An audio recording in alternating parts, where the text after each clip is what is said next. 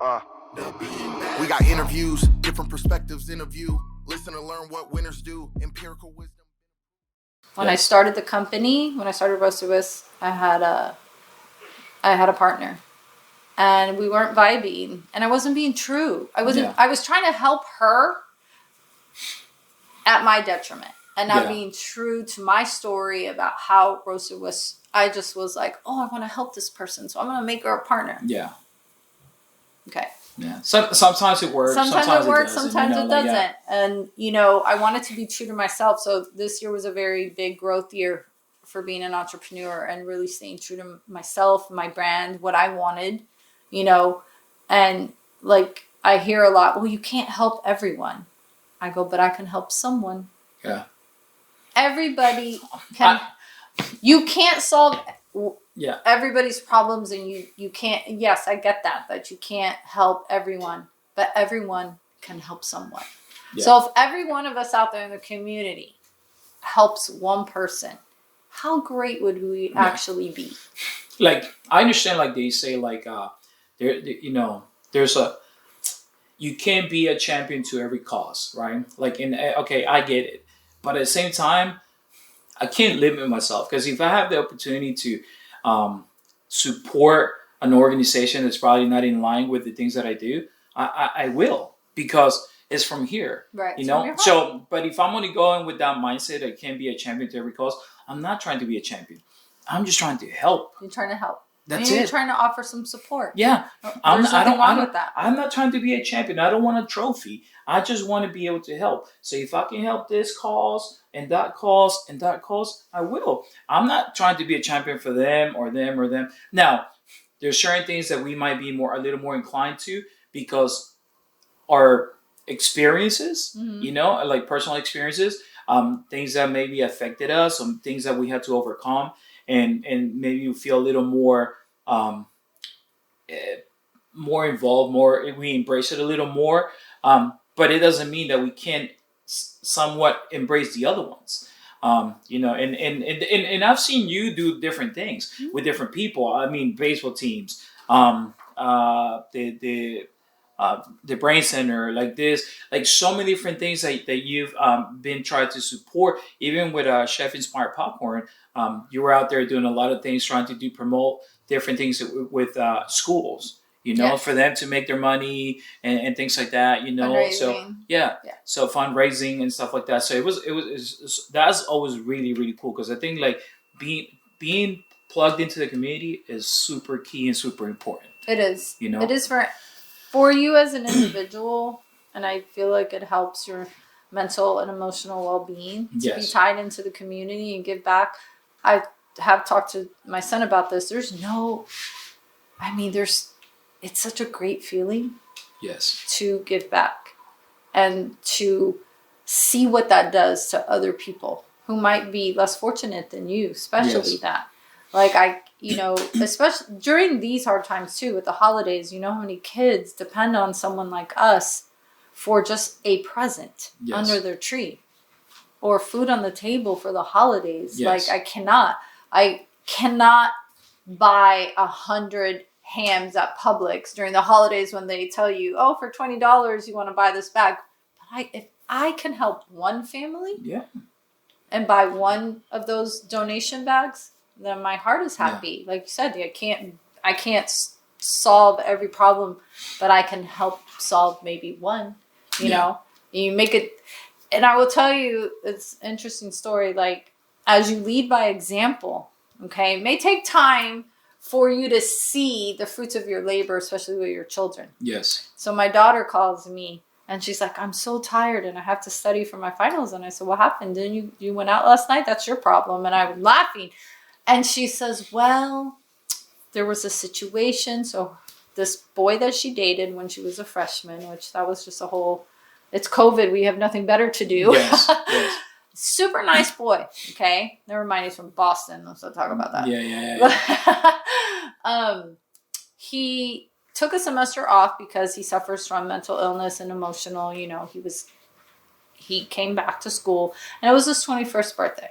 So it's very difficult to drink a lot if you're taking antidepressants. Yeah. Because alcohol is a depressant. A lot of people just seem to not understand that. You think that when you're drinking, you're but the crash and then alcohol is a downer. Yeah, it's a downer. Yeah. And you combine it with the medications you're taking. So I guess, he's celebrating being 21, which, okay, he's 21.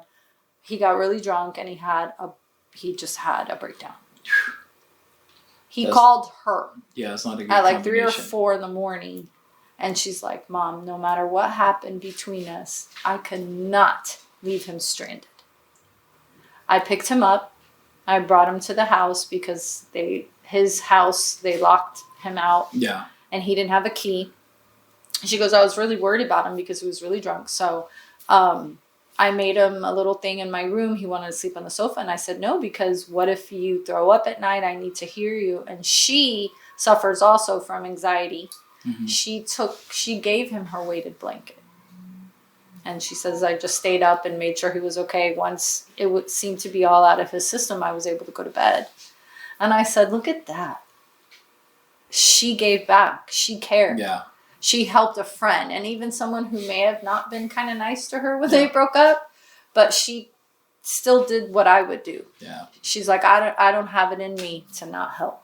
Is the human aspect of it? Yeah. And that's when your businesses are humanized and you create those communities, it better serves you. Yeah. Like purchasing this investment home. I didn't want to buy from an investor. I wanted to buy from a couple from not that investment companies aren't human, but I humanized what was happening. Yeah. Like, I need to buy this place. I need to move my son out and the location. And when it came down to negotiations, they were more than fair with me because it was a human connection. And I think this country is failing because we're missing that. Businesses are missing that. Corporations are missing that. Like, I think we're too stuck on like fighting over labels and trying to be different from one another. I appreciate history and I really don't care like who was first, who was second.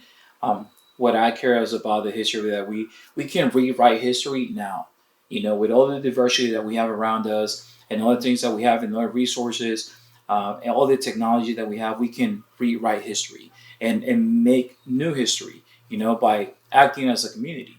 Like we got to look out for one another. And we really don't need to even think about this. We don't even need to really rewrite it. We need to learn from it. Yeah, no, and we learn from it to not do the same, right? To not make the same mistakes. But that's the history from back then. This is the history we have now, where we all have access to things. Like people, that doesn't matter what color you are. You're driving fancy cars. You go into stores. You do this. Now that other people might feel a certain way or whatever, that's on them. Like there's a lot of miserable people out there. But I'm not gonna come around and act like a victim. I used to live in the hood too, and there's so many things that you see and you experience. But I never played victim. Sometimes it was my doing, the way I was dressed, the way I was talking, the way I was like walking, the way and that's just how it is. And then people are going to judge you based on that because they don't know you like that. But I think like if we came together as a community and tried to be there for one another, Hillsborough County has like 1 million or over 1 million people. What's to say that if everyone gave $1, why can't we go and fix the schools, ACs, and all those things? The AC units. That's true. You see what I mean? Like it's $1 each person. Let's just say. Yeah.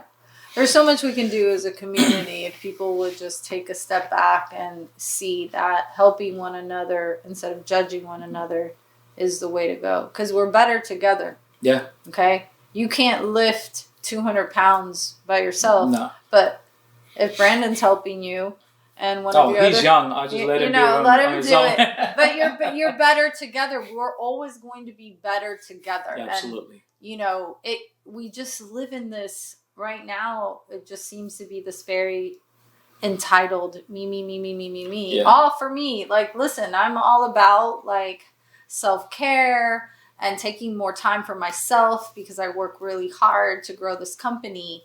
But I'm always looking out for someone else because again, we're just better together. Yeah. And I think we've lost sight of that. Yeah. And it's really sad. It's really sad because I don't remember growing up like that. And people say, oh, well, things have changed. Have they really? Do you really think that they've, other than that, we have Google and fancy cell phones, but have things really changed? But you know what? That's the self-made syndrome, Yeah. right? People walking around with these T-shirts that says self-made. I'm like, how are you self-made? Like, your parents had to drive you somewhere. Like, someone had to give you a ride somewhere. Someone had to give you money somewhere. So how are you self-made? Unless you were born and went right into business right away, and no one helped you. But how are you self-made? There's no such thing. But you see, that's what confuses people. Then people start reading those things, and then they go around like, oh, I'm self-made. So now they look at themselves as like individuals instead of part of a community. Yeah.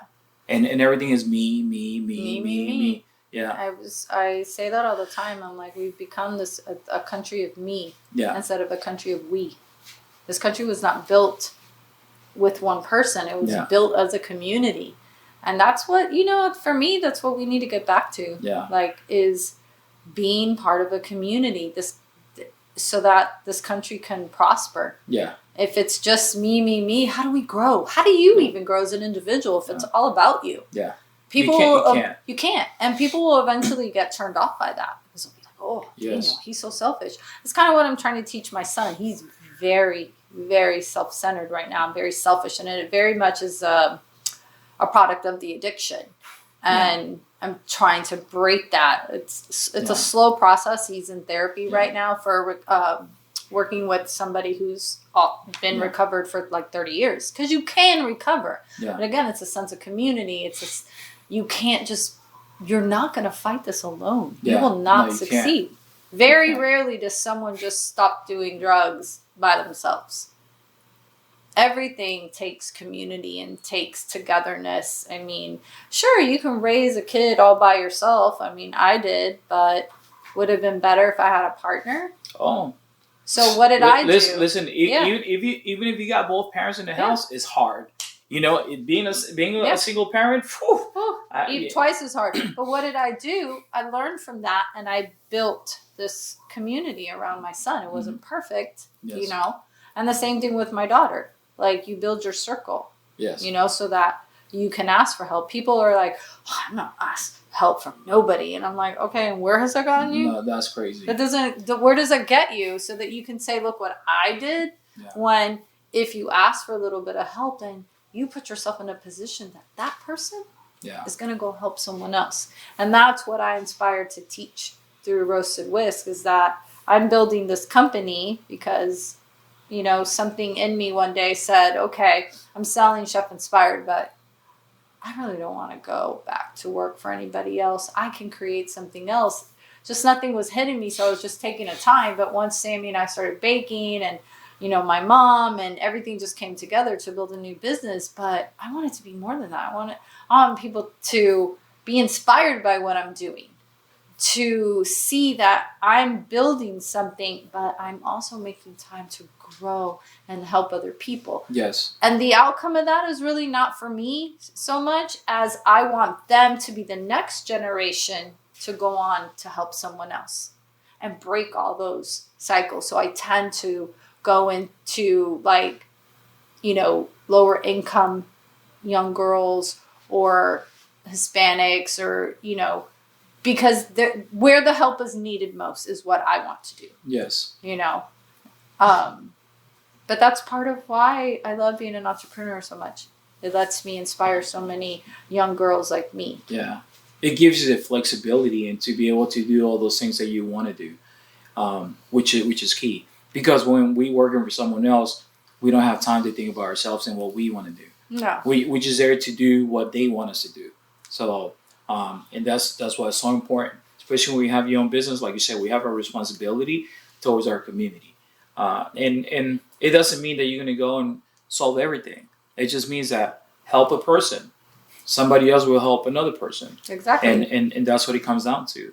I mean, my wife and I sometimes will go to eat and we'll see an older couple or like older lady sitting by herself having lunch or whatever. and we just pay their bill. We don't even tell. We just tell the server to come over, give us the bill, we pay for it, and then we just walk out. We never tell them. And those are like little things that we try to do, because like being out there by yourself, especially like at a older age, is different than when you're young. And it's important for us to be present in a sense. Not we're not going to resolve things by paying one lunch or dinner or whatever, but that moment might be what they needed. We don't know what type of day they're having. They might be having a bad day. I've had people that call me. Like my wife used to be like, "What? Why you answer your phone? It's like 11 o'clock. It's 12 o'clock." I was like, I say, "You don't understand." And so one day someone called me, and I put him on speaker, and my wife listened. And the guy was like, "This is what just happened. I feel like this guy did this, and I feel like going back." And I was like, "Hey, man, just." And ever since, my wife understood why I always leave my phone on, right? Because in my case, I know a lot of people, and sometimes they're going through situations. A lot of people have told me, like, "Thank you for answering the call." And they were like, I was so, like, that day I was so down, I felt like taking my life, and things like that. And so that's why it's so important to not just think about yourself and be self-absorbed. It's important to analyze yourself and do for yourself, but you got to have a little bit for everybody else.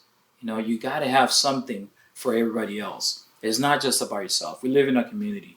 I'm okay, but there's people out there that have less.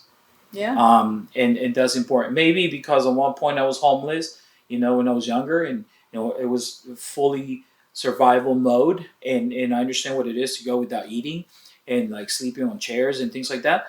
But I never saw myself as a victim. I just kept moving forward. But not everyone has the capability of doing that. Some people are not able to come out of that, so they need someone else to come along and help them. And they don't get the help, they'll get stuck. And time flies. You never know. It's like Gio, like you're saying, like he's being self-centered, but for so long he was feeding something that satisfying him. Yep. So now now we stop in one thing, but he's still trying to break away from the other part, which is like me. I need this. I need to feel good. I need to feel like that. Addiction is self-gratification. And in men, it's 10 times as much, because it's just a me thing. Yeah. They have to fulfill that need right away. So breaking that in him it's going to be like breaking a Mustang horse. It's going to take time, which is why he's agreed to go to therapy, so he can work on those things, because I always believe in, you don't ever want to give a hand out. You want to give a hand up. Yes. Okay. Giving someone a hand out to me is like being in a perpetual state of welfare. Like, how do you get out of that? You can't break, you have to break that cycle. So, but giving someone a hand up, this is totally different, because I needed that once upon a time. I needed a hand up, and it made all the difference in the world when someone said, "Hey, I got you. Let me help you out." And it's interesting that you mentioned that, because I've seen it throughout the years. You have people, if someone will call you and be like, "Hey, let's go to a club," and you're like, "Oh, I don't have money," and like, "Oh, I got you. I'll pay whatever. Like, come on now, I got you. Then they'll call you the following weekend. "Hey, let's go to a club." It's like, "No, dude, I don't got money. My power's out because I couldn't pay the bill." It's like, "Oh man, well, I hope everything gets better." They don't cover you for that. They don't. I got you when it comes down to stuff like that. And a lot of people are quick to give input, right? To give an opinion and things like that, but they're not quick to give you a hand up. Yes. Right? Because if I know that someone needs something, I'm going to try to provide that for that person. So that person can have a start. How can you tell someone that's on the street, go get a job? if they're truly in the street and they don't have shoes, they don't have clothes, Yeah. they long hair, they smell because they haven't taken a bath, things like that. How can you tell them go get a job? Like, how does that happen? How is that going to happen? Like, if I want to go, if I got a job interview, I got to go get a haircut. I got to have my suit, but I have a suit. I got the money to pay for my haircut, But and that's what happens. A lot of people are quick to judge, but they're not quick to help. And we all need a hand up. We all need someone to come and be like, hey, man, I got you. Because there's people out there like, hey, what do you need to start this? Here, I'm going to pay for that. Now you got to start, But people are quick like, bam, bam, bam. But no, I told a relative a long time ago, he was doing really well, had this making good money, good company, whatever, real estate stuff. Mm-hmm. And he kept always telling me about my cousins and your cousin should do this, cousin should do that. And I was like, so why are you telling me? Like, give them a job and teach them. Yeah.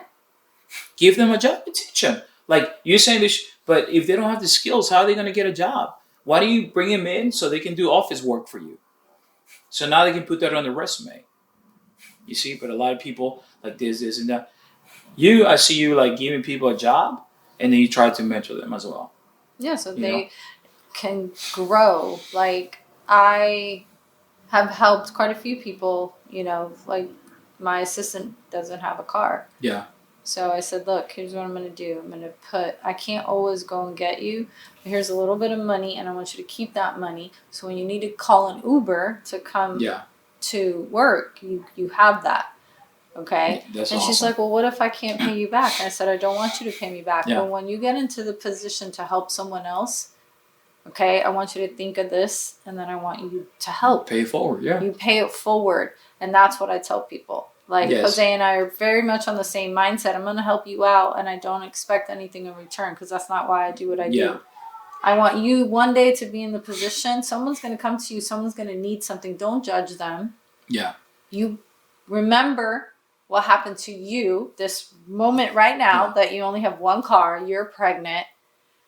Baby daddy he's going to work, he's using the car, but you need to get to work. This is still a job. Yes. Okay? Yes, I'm Sammy's cool mom, but this is still a job. Yes. So one day, once that baby's born and you're on your feet, someone's going to need you. And I want you to remember this moment, because I want you to help them. That's a key. That's a key. You help up, no hand out, because handouts, for me, don't get you anywhere.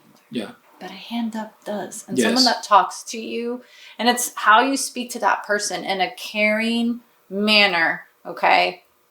This is like, I'm so blessed to have bought this second investment property. And these two young men are nearing their year of sobriety. And this is my hand up to them. They have to pay rent, and they're one step closer to moving on with their life. Potentially maybe one day buying their own place, but learning to live on their own now. And that to me is what we need in this community. Like, both of them were living in sober homes with like 15 other men. Now they're going to have their own spot where they can call home and make it a home for themselves. And it's just that next step. And one day they're going to be out on their own, making their own lives and their own sense of community. And they're going to both be in positions one day that they're going to see someone else, and they're going to be able to help that person. Yes. And give them that hand up, not that hand out. Because I literally wrote a lease and laid out the rules, and I said, okay, so typically when you rent, it's what, first month, last month, and deposit. So that's crazy money that they don't really have, even though they're working. Yes. So I made smaller deposits to hold them accountable, gave them, so they have till like the end of January. So they have like 6-7 weeks to create that deposit. Okay. Then I'm going to give them 1 month that they're not paying rent, so they don't have any furniture. They have nothing. They're going to start from scratch. Okay. And then they'll start paying rent in March, giving them a little bit of money so they can start buying a few things. Whether it's if you got to go to Target and buy a blow-up mattress, an air mattress, you got something. Little plates, little things. Build. It's all about building. Think of Legos. Okay. Yeah. It's one at a time. One at a time. That's what life is about. when you try, it should be a marathon, not a sprint. When you Yes. try to run a business or life or anything, and boom, you're going to hit that wall. Yes. But if you know that it's a marathon and you're building Lego blocks, you can't just throw Lego blocks together, right? You have to put them one at a time. Yes. Okay, so you're building. And that's what life is. It's building. It's building. And that is everything for entrepreneurship. It's all about building. So you're building your brand, you're building your business, you're building yourself. Yeah. So there's a lot of confidence, self-confidence that comes in with entrepreneurship, but you're building yourself. And then it's building community. Yeah. It's all what small business is. I call it moments. Yeah. Like there's moments, right? Moment, and you just keep creating that. Yeah. So that's like absolutely right. Do you like read books? Do you read books? Do you watch let's just say, call it for the sake of discussion, inspirational videos and things like that? I will tell you, I am obsessed with Gary Vee. Oh, that's the man. That's the man. That's He's the the man. man. That's the man. Okay, he drops F-bombs just like me. I'm Yeah. surprised I haven't said the F word yet. Yeah. I love him. I think he's very motivational. I like that he's very just To the point. to the point. He's matter of fact. He doesn't bullshit anything. He doesn't go in circles. Like Yeah. there's just so many of these like self-help books out there, and really it all comes down to common sense. That's Gary Vee. Yeah. To me, he has a very common sense approach. Yes. I still can't understand crypto when he talks about it. Oh, but yeah. I'm never going to understand Yeah, it. I'm not understanding crypto But either. he's very matter of fact with his business. I've read his books. Actually, I got an autograph book and I was awesome. crying. Like he's very responsive on his social media. Like I Yeah. asked for some advice and he actually responded right there in the Instagram. Yeah. So he's like my number one person. Now, don't laugh at this, okay? So one of the books that I actually read, and I learned something from it, was from 50 Cent. Which one is it? He's got a The last one. Yeah, about that's a business. pretty good book. I hear like good reviews from It like was different people. Actually, Jose laughed at me when I bought it at the airport. I was like, we have a long flight. I heard really good things about this book. So he has 3 other ones, and he said he would never write a motivational book. Yeah. But that's what he wrote. They asked him to write it. And listen, I think that I learned more from that book than any other self-help book that I've ever, because again, I'm a very direct person. Mm-hmm. He's a very direct person. Gary Vee is a very direct person. Mm-hmm. So when you're looking for that, you have to look for things that match your energy, that match who you are as a person. So I'm reading this and I'm like, holy crap. Like when he's talking about the streets and his past and dealing, and he's like, I didn't think anything that experience of what I went through with my mother and her addiction and being on the streets, and all I knew to survive was to sell drugs, which he talks about how much he regrets. But when he talks about all the meetings and dealing with men in suits for his production company and for his shows on Straws, however you pronounce that, it's so motivational because I think about who I was, 18, pregnant, Hispanic, like the way people looked at me and judged me if I'm strolling my baby in the mall, and who I am to this day. And I'm seeing him as 50 Cent, the rapper, and now you see him as an executive producer. His growth. So his story is just, it's really amazing. And he came from the bottom too. So he had to build himself up and learn all these things and understand how things work. So have you read it? No, not yet. It's really a great book. But I came across some videos on YouTube where they were talking about his book. It was pretty good.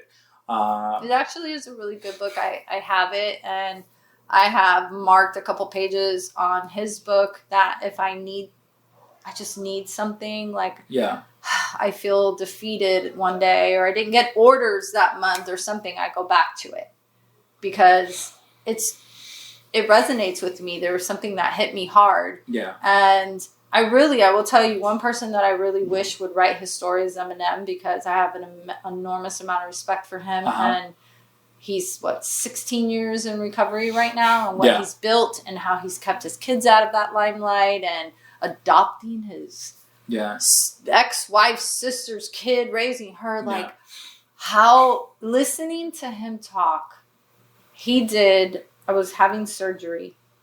He did an article for Rolling Stone magazine, and they were giving me laughing gas. I've never had laughing gas before, so it was friggin' hysterical. And I had to have mouth surgery, so they let me have the magazine while it was taking effect. They had to numb me, and they gave me gas. And I'm reading this Rolling Stone and his story in there. I wish he would write a book. The tears are just coming down my face, because when he OD'd, he was still alive. He obviously didn't die, but he was in that twilight sleep. And he slept right through Christmas, and nobody found him. It was 2 days later, and just his story, is just nothing short of phenomenal. Who he is now. I mean, when he sang at the Super Bowl, he had probably was the one everybody screamed for the most. Forget about Snoop and Dre. Everybody wanted to see Eminem. But when 50 came out, think about all the screams. I dropped my phone. Because I wasn't expecting it. And I hear that 50 came out because of Eminem, yeah. He fought for him. He says, no, I'm not doing it unless 50, because he's part of this. There's a lot of respect right there, Exactly. He's and loyalty.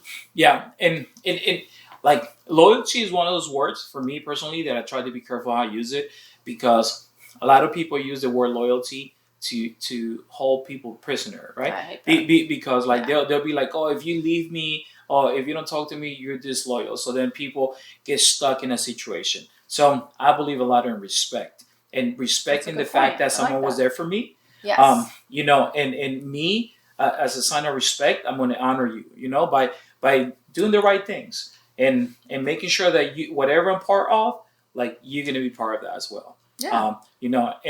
And I think that's what I like about Eminem and 50 Cent and stuff like that. And that's the whole mentoring. So you had Dre that gave him a shot. Yeah. And then you had M that was building and gave 50 a shot. So again, it's about finding your people and finding the membership. It doesn't matter if you're part of a rap group or fighter or, gift box owner. It's about finding that circle and knowing that those people are there for you. Yeah. Through thick and thin. You have to find your mentors and find your circle. Yes. Build that circle. Because that's what's going to elevate you. Yes. And your loneliest days, having somebody, I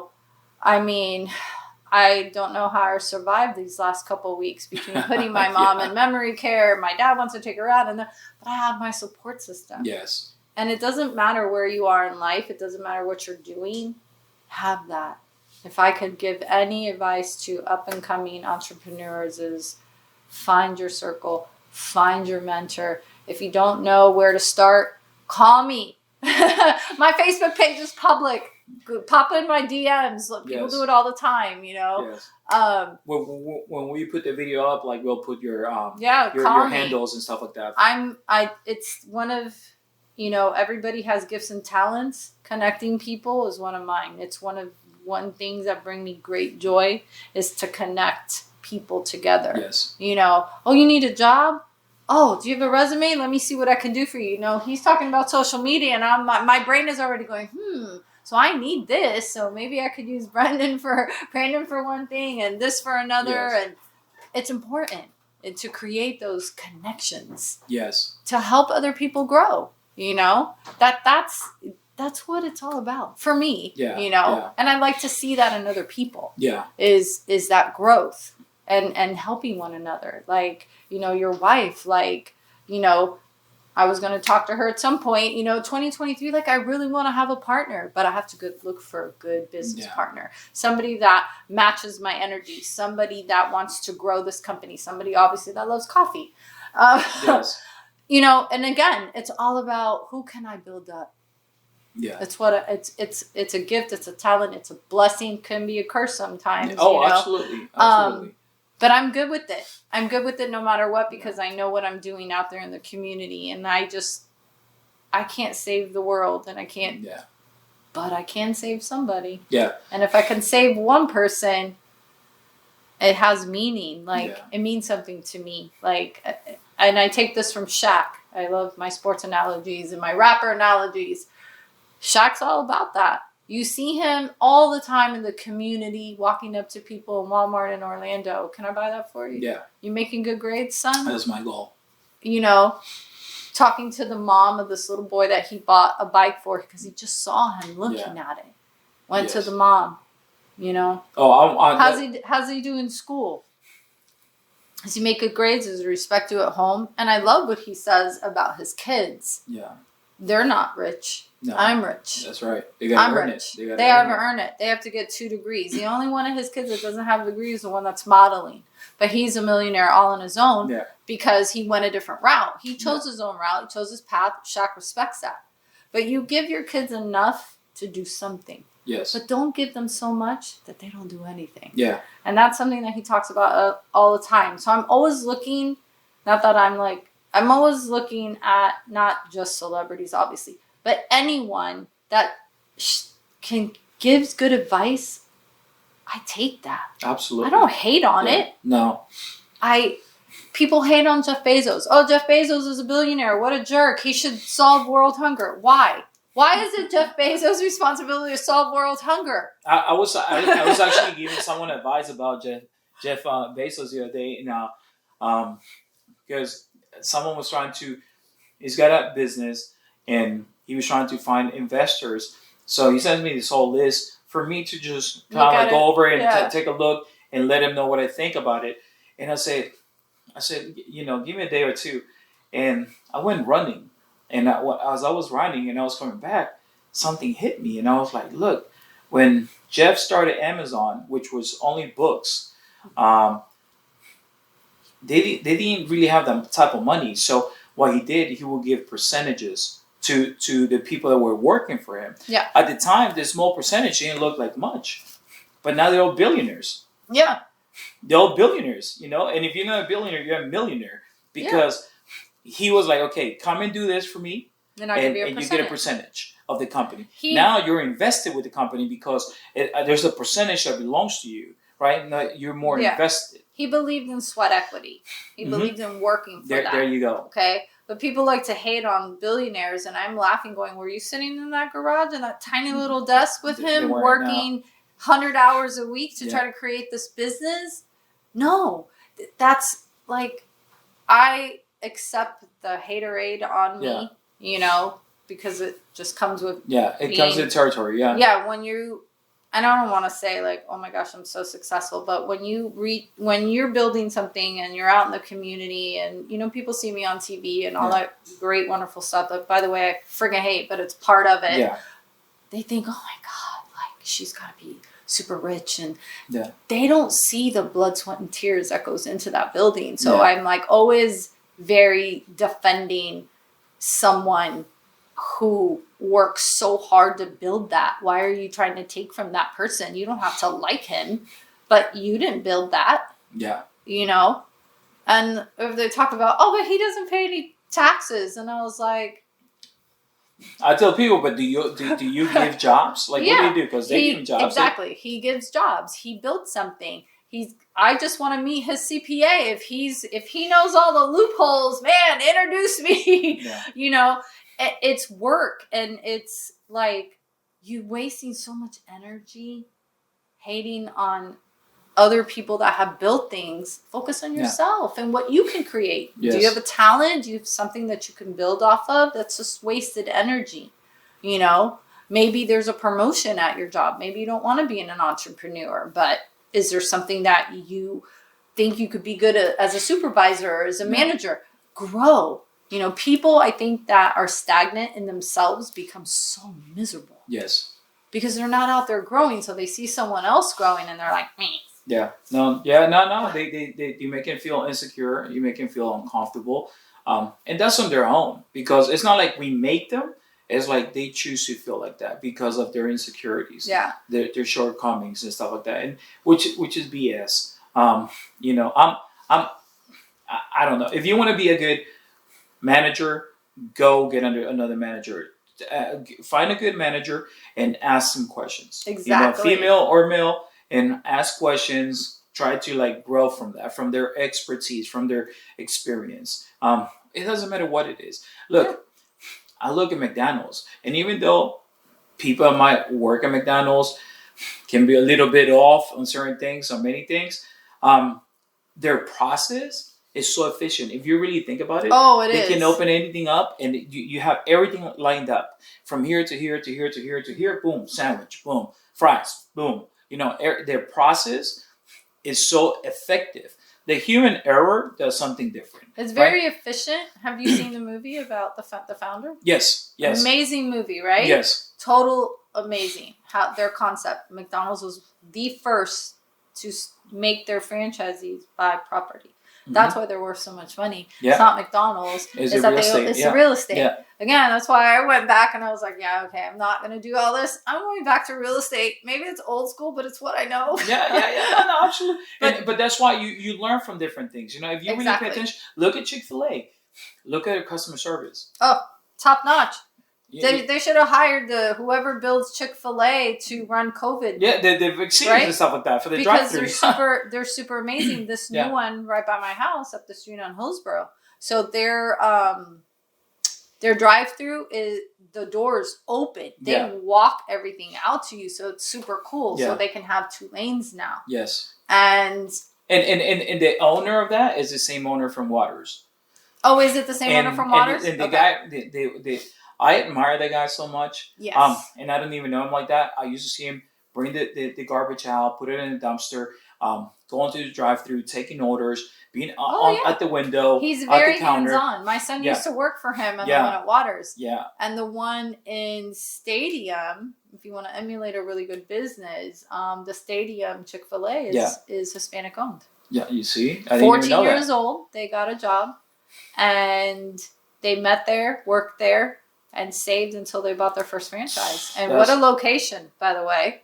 I mean, that stadium, awesome. It's awesome. That's awesome. So it's the first Hispanic owned. I don't know if you know Leading Networking, Edgar Guzman. He's an attorney, and he helped develop that, and they hold there. So they were so happy with everything Edgar helped bring to the community of West Tampa because they wanted a Chick-fil-A. Yeah. They have their corporate offices in his building. So they, in return, gave back to him. They could have went anywhere to put their corporate offices. Yeah. But here's this little building on Himes, and I think on the second floor, they have 2 or 3 of their corporate offices there. But again, that's how you build community. Edgar is a auto attorney, business attorney, and he's saw people coming in to visit with him, and they would just hang out and drink coffee. So the bottom floor of his office building is a coffee shop. So he built something besides being a lawyer. Yeah. He built a sense of community right there in the heart of West Tampa, right off Himes. Yeah. And he holds a networking event. Again, always giving back. Wow. And it's really good. I should introduce you because he's a really cool guy, and he holds networking events all the time. And he loves giving back to his community, and that's his way of giving back. And I didn't even know about the Chick-fil-A on Hillsborough, like the stadium or whatever. Like they're the first Hispanic-owned Chick-fil-A. I didn't even know, and it's so cool. Look at that. In the country, by the way. A, B, C, D, until again they were able to buy into the franchise. Yeah, they worked there, they met there, they got married, they build, and now they own a very successful Chick-fil-A because it's always packed at that stadium. Wow. Great location. So yeah, again, Legos, best example. I'm a very touchy, tangible example person. So that's why I'm like, Legos, if I'm talking to a 15-year-old, I have to try to get it to them in where they can picture it. Yeah. Okay. So again, you can't, it's the same thing as a puzzle. I either use Legos or a puzzle. You can't take a bunch of Legos and dump them. It doesn't create anything. You can't take puzzles and dump them. Yeah. You have to put things together. You have to build. And that is my message to all my girls. Like, you have to build. Like, steps. And I'm trying that with my son. Like, create a list, Gio, of all the problems and things that you need to fix. Okay, coming out of recovery. Like, you don't have a driver's license anymore. What do you need to pay to get that back? Write it all down. You're not going to die. Okay? The only 2 things that troubles people in life are death and taxes. Everything else is resolvable. Yeah. Okay? So let's prepare this list. Okay? Let's start with all the top issues, and you resolve them one at a time. It's the same thing as building. This allows you to build, to start like planning. Absolutely. And you Lego on top of Lego. And then one day, it's the same thing as learning about finances. It's something, like you said, you talk to your fighters about, especially in sports. There's such a large percentage of men that get into sports, make millions of dollars, and they lose it all because no one taught them that when you get that check, you look at it and how much do you need for your bills and what can you save? Yeah, they don't understand like how to manage their money. And that is so important to be taught. And that's something that I'm teaching Gio and actually Troy. Troy's 28, Gio's 33. Is that okay? You get your paycheck, and even if it's $5, you put $5 over here. Yeah. Where are you going to be in 2 years if you don't even look at it? Yeah. Okay. My daughter does it with Venmo. She doesn't. I looked at her Venmo. I go, Sammy, why do you have $400 sitting in your Venmo account? And she goes, oh, because sometimes, I'm the only one that in my group that has a credit card. So when we go out, sometimes I pay and everybody Venmos her. And she just leaves it. Leaves it there. You know? She pays her bill and then she doesn't. If you don't see it, you don't use it. Yeah. And it's just a lesson. And again, it's just building, and see where you're at in 1 year. You'd be very surprised that once consistency is another thing. Yeah. We didn't talk about that. If you're not consistent with your building, guess what happens? If you're not consistent with building your Legos or building your puzzles, it falls apart. It doesn't create anything. And that takes discipline. Yeah, absolutely. Yep. Girl, thank you so much for coming around. It was a pleasure. Appreciate you. We'll have you around again because I know, you're going to continue building with the brand. And, at some point, hopefully we have you back around. Talk about some other stuff too. Listen, we'll take over the world. There you go. Subscribe and like our page, we'll put you in the game. The Beanbags Talk. They do. The Beanbags Talk. The Beanbags Talk. The Beanbags Talk. We got interviews.